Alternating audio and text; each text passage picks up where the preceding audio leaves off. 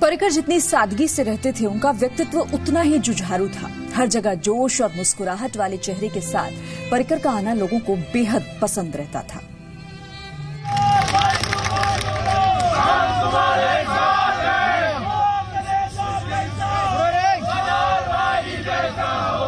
How is the Josh? How is the Josh? So I will transfer my Josh.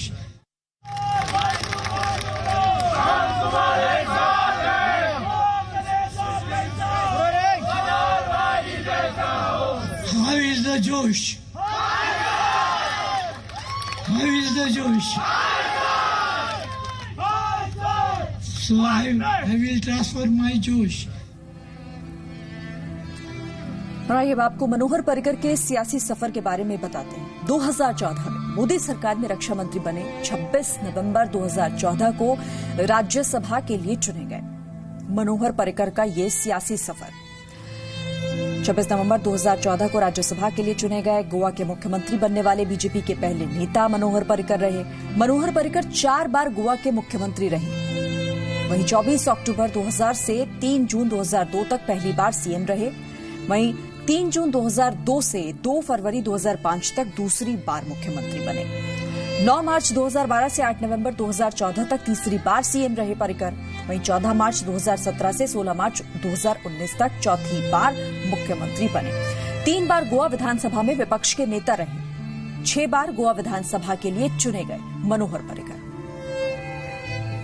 Goa के मुख्यमंत्री मनोहर पर्रिकर 64 साल के थे। मनोहर पर्रिकर को एडवांस्ड पैनक्रियाटिक कैंसर था। पिछले साल फरवरी में बीमारी का पता चला, फिर इलाज दिल्ली से विदेश तक शुरू हुआ।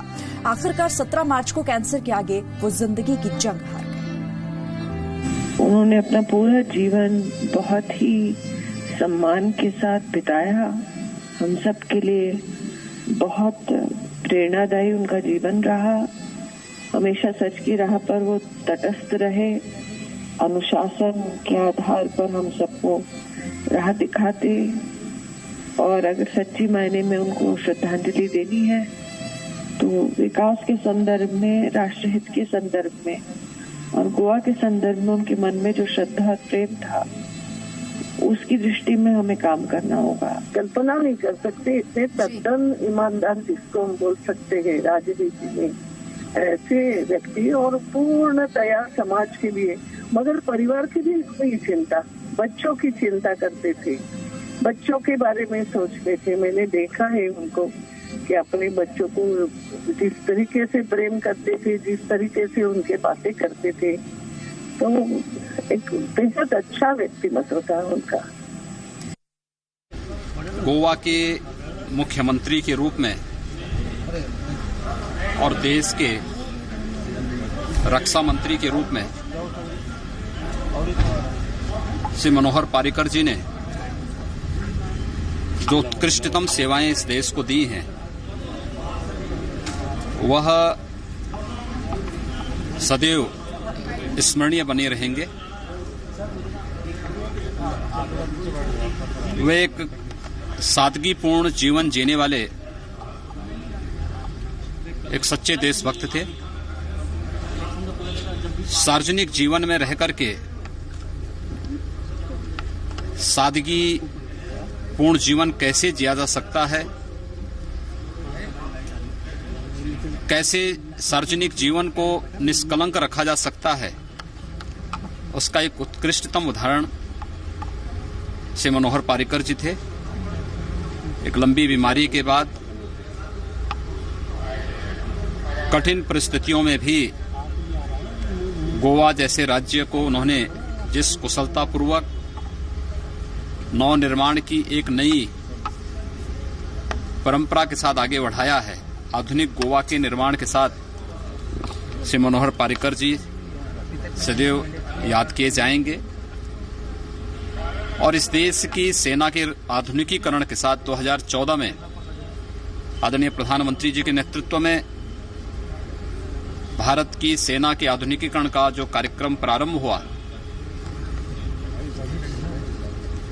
सचमुच श्री मनोहर पर्रिकर जी उसके लिए भी सदैव याद किए जाएंगे। मैं ईश्वर से दिवंगत आत्मा की शांति की कामना करता हूं।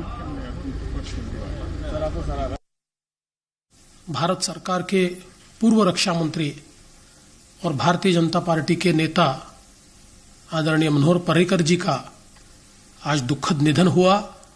ये हम सभी के लिए बहुत ही दुखद इस प्रकार का समाचार है। मनोहर पर्रिकर जी एक उच्च शिक्षित लेकिन जनता के नेता थे। जनसामान्यों के लिए उन्होंने हमेशा काम किया। वे भारत मां के सच्चे सपूत थे।